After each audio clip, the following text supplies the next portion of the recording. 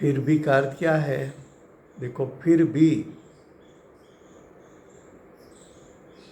भी यानी હવે शुद्धनी से देखा जाए तो अस्खलित। अस्खलित किसको कहते हैं? जिसका भेद नहीं हो सकता।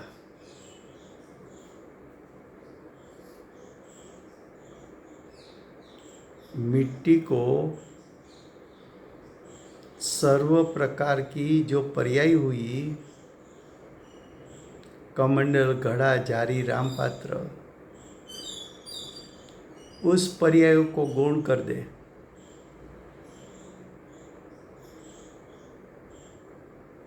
और मिट्टी का जो स्वभाव है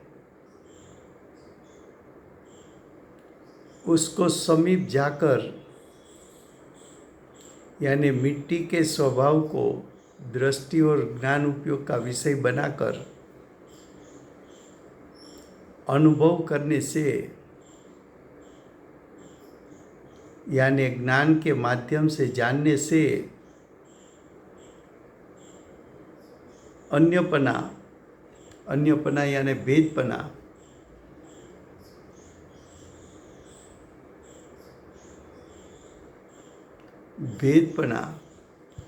अभूतार्थ है, विद्यमान नहीं है। असत्यार्थ है, तो उसमें भेद नहीं है।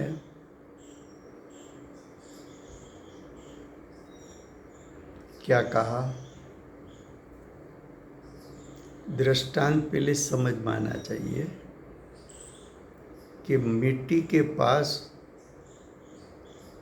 मिट्टी का स्वभाव है। वो मिट्टी का स्वभाव तो भेद रहित है।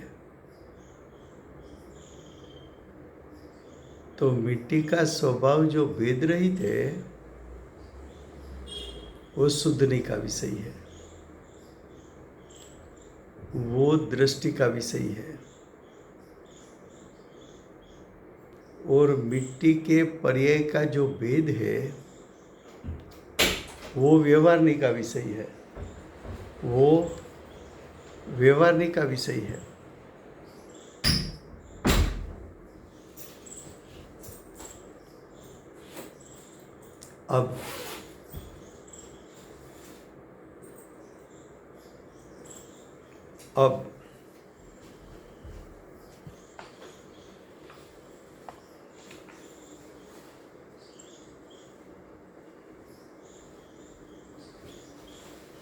अब सिद्धांत में कैसे बताते हैं? तो कि सिद्धांत में देखो, उसी प्रकार आत्मा को, उसी प्रकार का अर्थ है जैसी मिट्टी है उसी प्रकार आत्मा। जिस प्रकार मिट्टी की 4 पर्याय बताई, तो मिट्टी की जो 4 पर्याय बताई उसी प्रकार आत्मा की 4 पर्याय बताई।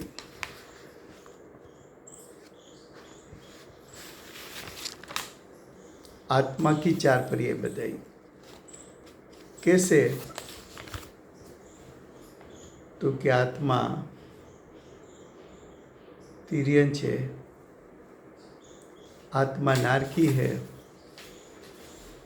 आत्मा मनुष्य है, आत्मा देव है,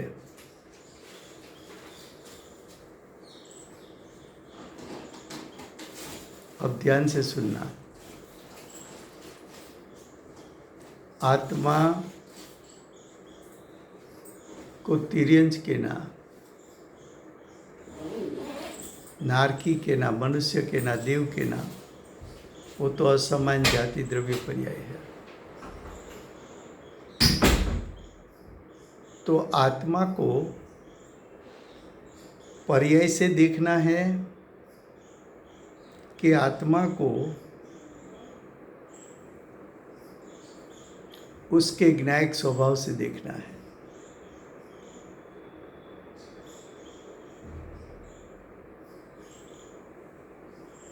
क्या कहा?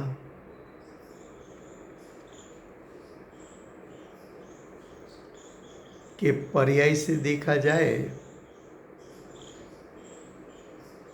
तो वो तो व्यवहार का विषय हुआ। व्यवहार नहीं के विषय को देखा जाए तो तिर्यंच पर्याय है, नारक पर्याय है, मनुष्य पर्याय है, देव पर्याय है, वो बात सत्य है। ऐसी पर्याय विद्यमान है तो ये बात भूतार्थ है।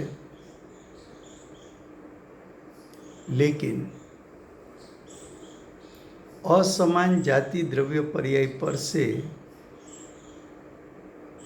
दृष्टि और उपयोग को उठाकर ज्ञायक स्वभाव पर उपयोग और दृष्टि रख तो ज्ञायक स्वभाव में तिर्यंच की पर्याय नहीं है, नारकी रूप पर्याय नहीं है, मनुष्य रूप पर्याय नहीं है, देव रूप पर्याय नहीं है। तो आचार्य भगवान जो तेरी अनादि काल से असमान जाति द्रव्य पर्याय पर दृष्टि है, असमान जाति द्रव्य पर्याय पर तेरा उपयोग है, वहां से दृष्टि और उपयोग को हटाने के लिए शुद्धने के विषयभूत ज्ञायक का स्वरूप दिखाकर ज्ञायक का स्वरूप पर तेरी दृष्टि और उपयोग मुकने से तुझे मोक्ष मार्ग यानी सम्यक दर्शन ज्ञान चारित्र यानी परिणाम में शुद्धि यानी संवनिजरा तत्व यानी सम्यक दर्शन ज्ञान चारित्र प्रकट होगा। उसी समय तुझे अतीन्द्रिय ज्ञान सुख का वेदन होगा। फिर से गुजराती में आचार्य भगवंते प्रथम माटीनो दृष्टांत आप्यो। माटीना परिणाम तरफथी जोवा जईए तो माटी कमंडल रूपे परिणमी छे, घड़ा रूपे परिणमी छे, जारी रूपे परिणमी छे, राम पात्र रूपे परिणमी छे। एवी अनेक पर्याय रूपे माटी परिणमे छे, परिणमी शके छे। पण माटीना परिणाम एनी विधविधता जोवी, एना भेदोने जोवा ए तो व्यवहारनीनो विषय छे। आ गाथामां तो आचार्य भगवंते हेडिंगमां कह्युं छे कि शुद्ध नहींने गाथा सूत्र द्वारा कहेवामां आवे छे। तो आचार्य भगवान तो शुद्ध नहींना विषयभूत माटीना स्वरूपने दर्शाववा मांगे छे। माटीने एना स्वभावथी जोईए तो माटीनो स्वभाव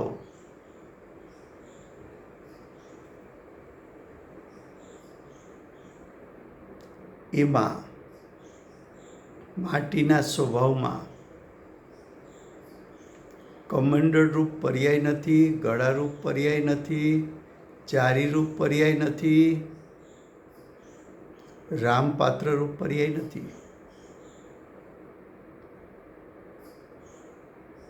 માટી તો સ્વભાવથી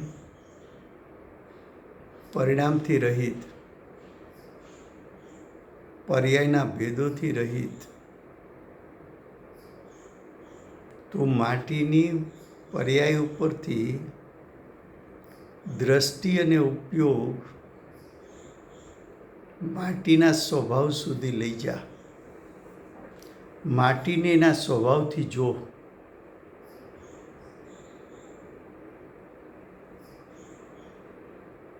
હવે એ વાત આચાર્ય ભગવાન સિદ્ધાંતમાં ઉતારે છે કે આત્માનો નારક આદિ પર્યાયોથી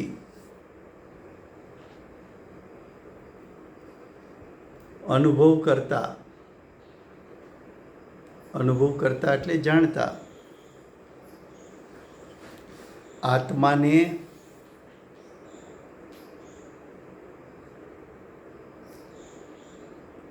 વ્યવહાર નહીંથી જોવામાં આવે તો આત્મા શરીર સાથે નિમિત્ત નૈમિત્તિક સંબંધમાં આવતા અસમાન જાતિ દ્રવ્ય પર્યાય રૂપે પરિણમન કરતા તિર્યંચ પર્યાય, નારક પર્યાય, મનુષ્ય પર્યાય, દેવ પર્યાય વિદ્યમાન છે ખરી. એ છે ખરી, નથી એમ નથી,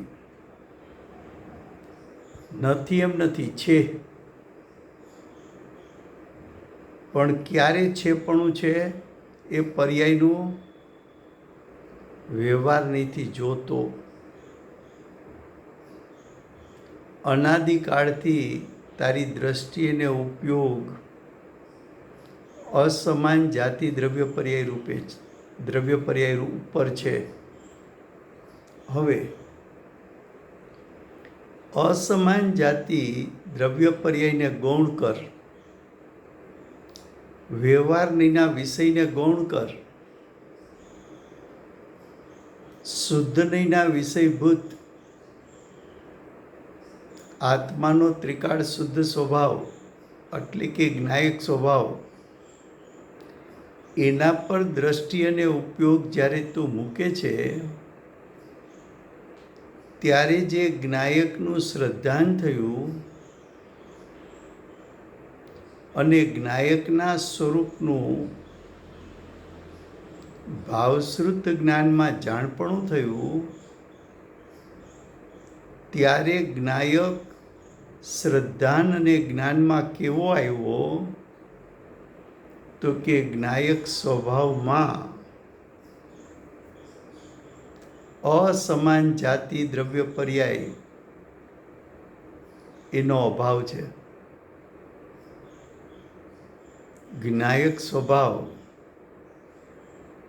અસમાન જાતિ દ્રવ્ય પર્યાય રૂપે ત્રણ કાળમાં ક્યારેય થઈ શકતો નથી. જ્ઞાયક અભેદ છે.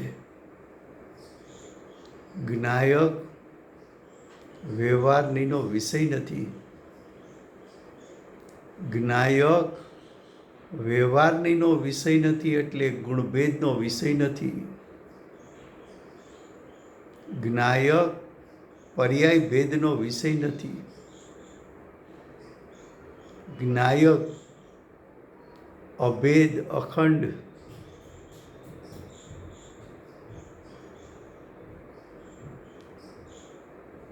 પર્યાયના ભેદોથી રહિત,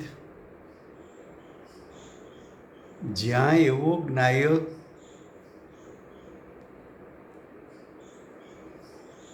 એવા જ્ઞાયકને દ્રષ્ટિ અને જ્ઞાન ઉપયોગે વિષય બનાવ્યો એ જ સમયે જીવની વર્તમાન પર્યાયમાં પ્રયોજનની સિદ્ધિ એટલે કે મોક્ષ માર્ગની પ્રગટતા, સંવર નિજરા તત્વની પ્રગટતા, આંશિક શુદ્ધતાની પ્રગટતા, સ્વાભાવિક પરિણમનની પ્રગટતા, સમ્યક દર્શન, સમ્યક જ્ઞાન, સમ્યક ચારિત્રની પ્રગટતા થઈ. એ જ સમયે અતિન્દ્રિય જ્ઞાન, અતિન્દ્રિય સુખનું વેદન થયું. તો આચાર્ય ભગવંત અસમાન જાતિ દ્રવ્ય પર્યાયમાં છુપાયેલો જ્ઞાયક એ શુદ્ધ નહીંનો વિષય છે એમ આ ગાથા સૂત્રમાં બતાવે છે. હવે अब तीसरा दृष्टांत, जैसे समुद्र को वृद्धि आनी रूप अवस्था से अनुभव करने से भरती और ओट आती है, दरिया में बाढ़ आती है और बाढ़ फिर से समा भी जाती है.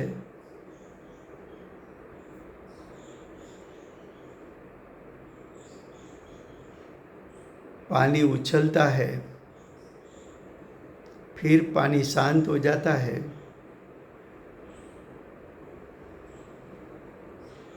पानी ऊंचे तक उछले,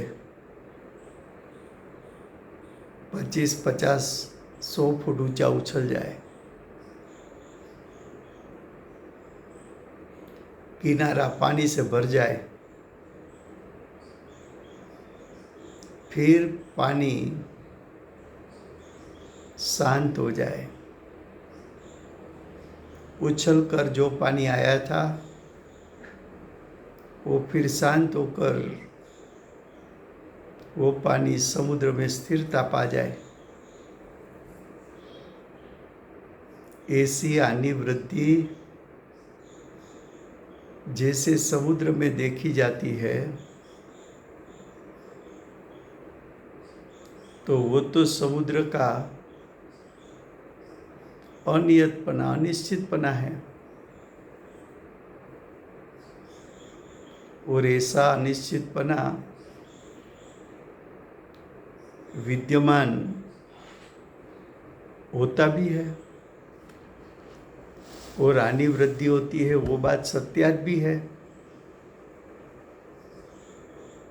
समुद्र में आनी वृद्धि होती है ऐसा ज्ञान में, अनुभव में यानी जानने में भी आता है.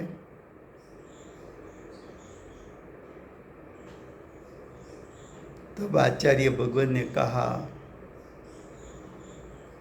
कि समुद्र के पानी में जो आनी वृद्धि होती है वो तो तूने व्यवहार से देखा. तेरी दृष्टि समुद्र की पर्याय में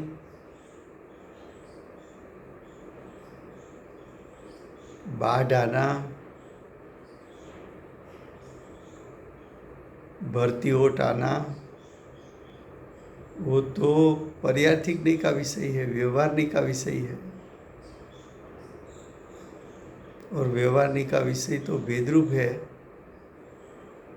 तो वहाँ तुझे आनी वृद्धि दिखने में आती है, लेकिन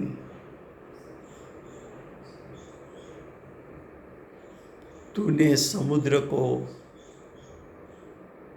शुद्ध नहीं से देखा नहीं है. अगर तू समुद्र को शुद्ध नहीं से देख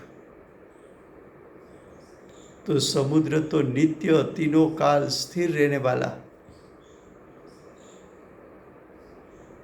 उसका जो शक्ति रूप सामर्थ्य वो स्थिर रहने वाला.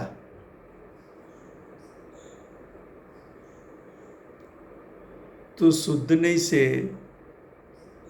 समुद्र के स्वभाव की समीप जाकर देख. देख यानी शुद्ध नहीं से यानी ज्ञान के माध्यम से समुद्र के स्वभाव को तू जब जानेगा तो समुद्र का स्वभाव त्रिकाल नित्य स्थिर जानने में आएगा। जो तेरी दृष्टि वृद्धियानी पर है,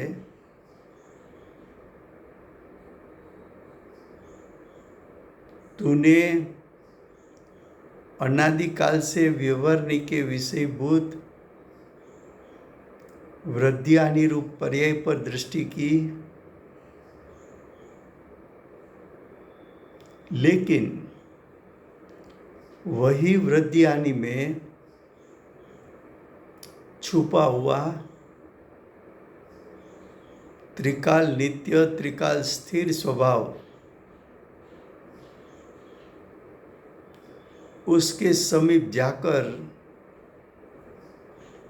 समुद्र के स्वभाव को जाना, श्रद्धा में लिया, तब मालूम पड़ा कि समुद्र का नित्य स्थिर स्वभाव है, उसमें उसके सामर्थ्य में हानि वृद्धि नहीं होती।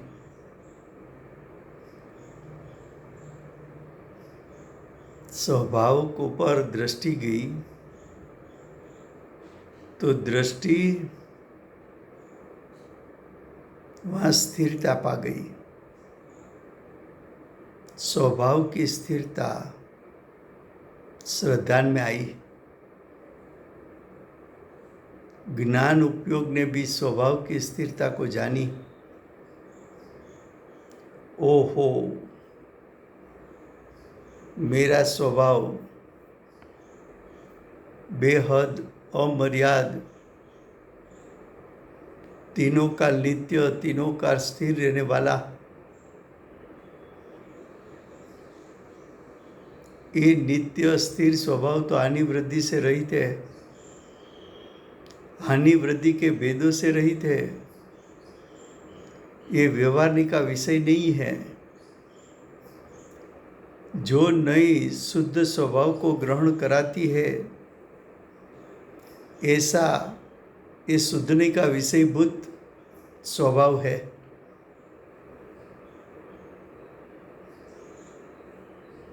क्या कहा फिर से गुजराती में? समुद्र एमा भरती अने ओट आवे। भरती आवे तो एम लागे कि जाने समुद्र में पानी की वृद्धि थई गई हुई।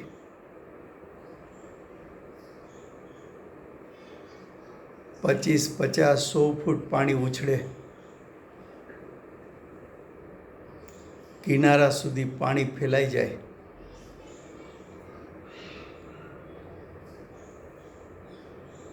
अने ज्यां ओट आवे ए उछळेलुं पाणी संकेलाईने पाछुं मध्यदरियामां समाई जाए। किनारेथी पाणी पाछुं चाले, समुद्र में समाई जाए। तो जेम समुद्र में भरती ओट आवे छे, हानि वृद्धि थाय छे। ए हानि वृद्धि समुद्रना नित्य स्थिर स्वभाव में थाय छे कि एनी पर्याय में हानि वृद्धि थाय छे? तो कि एनी पर्याय में हानि वृद्धि थाय छे।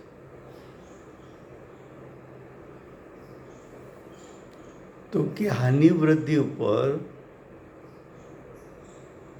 દ્રષ્ટિ અને ઉપયોગ મૂકવો એ તો વ્યવહારનીનો વિષય છે. ત્યાં દ્રષ્ટિ તો તારી અનાદિકાળની છે. અનાદિકાળથી તે પર્યાયના ભેદોને જાણ્યા, એનું શ્રદ્ધાન કર્યું. હવે તારી દ્રષ્ટિ પર્યાય ઉપરથી ખસેડીને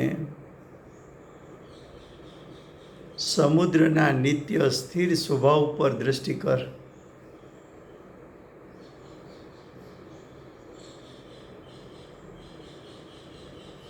સ્વભાવ પર દ્રષ્ટિ કરવી શુદ્ધનીનો વિષય છે. ગાથા 14ના હેડિંગમાં એમ કહું,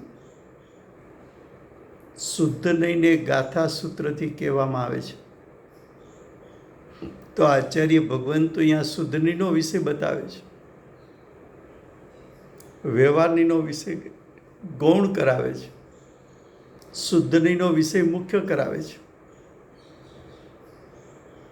છઠ્ઠી ગાથાથી આચાર્ય ભગવંતે શરૂ કર્યું છે.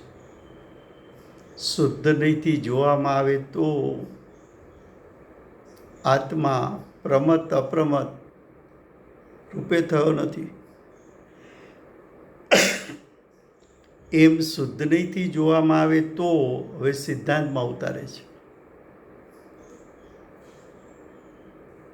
એવી રીતે આત્મા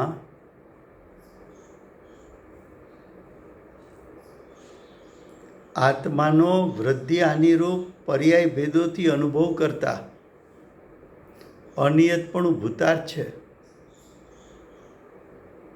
વર્તમાનમાં તારી અજ્ઞાન દશામાં ક્રોધ, માન, માયા, લોભ, હાસ્ય, રતિ, અરતિ એવા વિકારી વિભાવ ભાવો, એ ભાવોમાં હાનિ વૃદ્ધિ જોવા મળે છે. તીવ્ર ક્રોધ થાય, મંદ ક્રોધ થાય.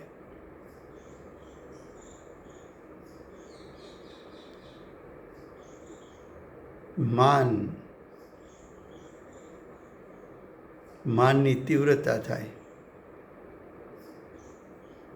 માન માટે દોડે, પૈસા ખર્ચીને માન મેળવવા પ્રયત્ન કરે, મોટાઈ બતાવે, રૂપની મોટાઈ, ધનની મોટાઈ, સત્તાની મોટાઈ.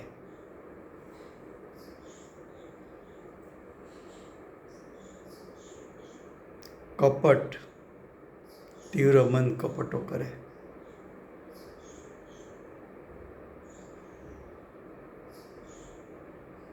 લોભ, પરિગ્રહને ભેગો કરવાની લાલસા તીવ્ર કરે. અહીંથી લઈ લઉં, ત્યાંથી લઈ લઉં.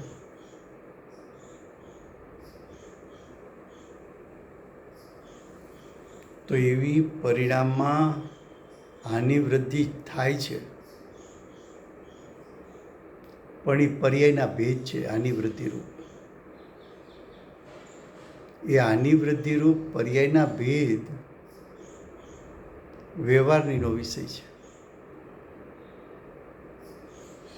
પણ આચાર્ય ભગવાન તો એમ કહે છે કે આ ગાથામાં અમે શુદ્ધ નહીંને ગાથા સૂત્રથી કહીએ છીએ. તો આ ગાથા શુદ્ધ નહીંની મુખ્યતાથી છે, વ્યવહાર નહીંની ગૌણતાથી છે. હાનિ વૃદ્ધિ પર્યાયના ભેદો એ વ્યવહારનીનો વિષય છે. એ હાનિ વૃદ્ધિરૂપ પરિણામ એમાં છુપાયેલો એક નિત્ય સ્થિર આત્માનો એક શુદ્ધ સ્વભાવ, એની સમીપ, એટલે કે આવા શુદ્ધ સ્વભાવ પર દ્રષ્ટિ મૂકવી જ્ઞાન ઉપયોગ મૂકવો એને સમીપતા કહેવાય.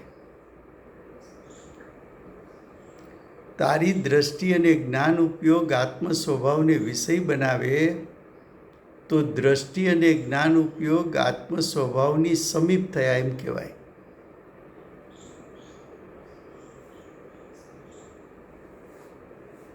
તે જ્ઞાયક સ્વભાવ સામે જોયું. તે જ્ઞાયક સ્વભાવને શ્રદ્ધા અને જ્ઞાનમાં લીધો. જે સમયે તે જ્ઞાયક સ્વભાવને શ્રદ્ધા અને જ્ઞાનમાં લીધો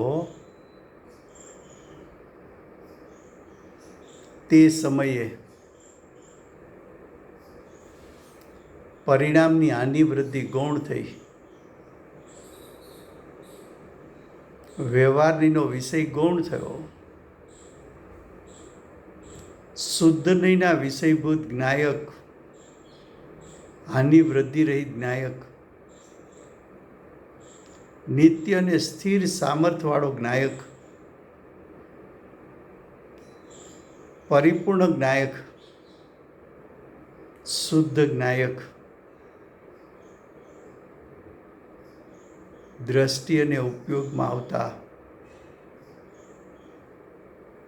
તારી દશામાં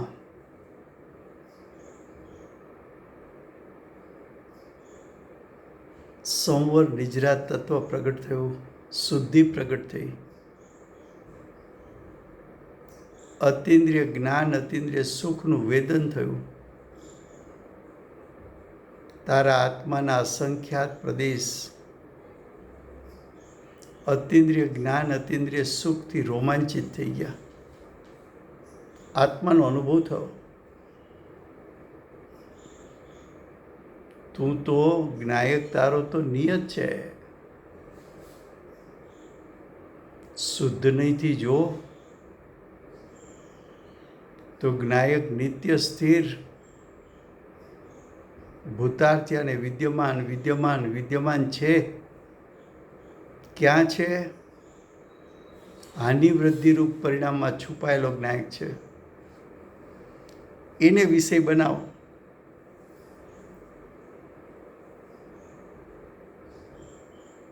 क्या कहा?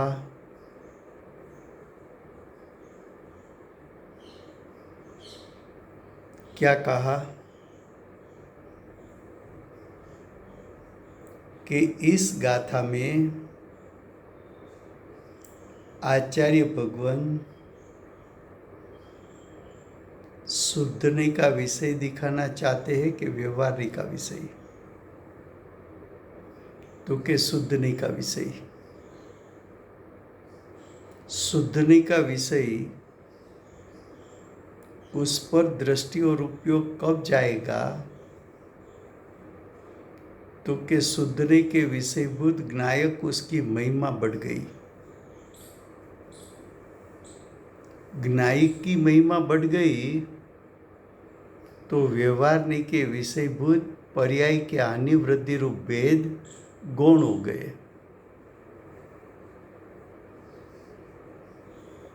अब तेरी दृष्टि हानि वृद्धि रूप परिणाम पर नहीं है. उसको तो गौण कर दिया. नित्य स्थिर ज्ञायक स्वभाव को मुख्य कर दिया. जो हानि वृद्धि रूप परिणाम था उसमें छुपा हुआ ज्ञायक था. हानि वृद्धि गौण हुई तो शुद्ध स्वभाव को दृष्टि और उपयोग ने ग्रहण कर लिया. जब दृष्टि और उपयोग ने ज्ञायक स्वभाव को विषय बना लिया, उसी समय श्रद्धा और ज्ञान में ज्ञायक स्वरूप श्रद्धा और ज्ञान में आया. कैसा आया? कि मेरा ज्ञायक, मेरा नित्य ज्ञायक, स्थिर ज्ञायक, वो तो हानि वृद्धि से रहित है. 3 काल में कभी उसमें हानि वृद्धि हुई नहीं. उसी समय जीव ने सम्यक दर्शन ज्ञान चारित्र प्रकट कर लिया। उसी समय मोक्ष मार्ग प्रकट कर लिया। उसी समय चार गति का नाश शुरू हो गया। ऐसा ज्ञायक आचार्य भगवान इस गाथा में दिखाते हैं। समय हुआ है। कौन जय बुलाएगा?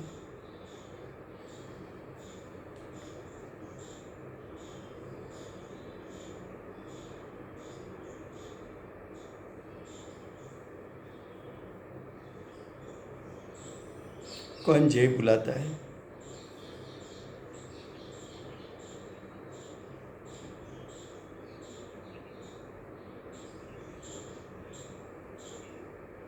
जय हो,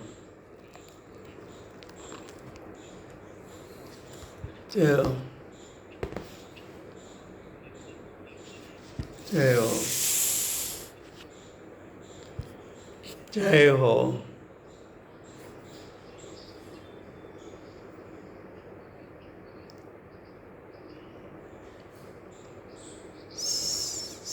जय हो।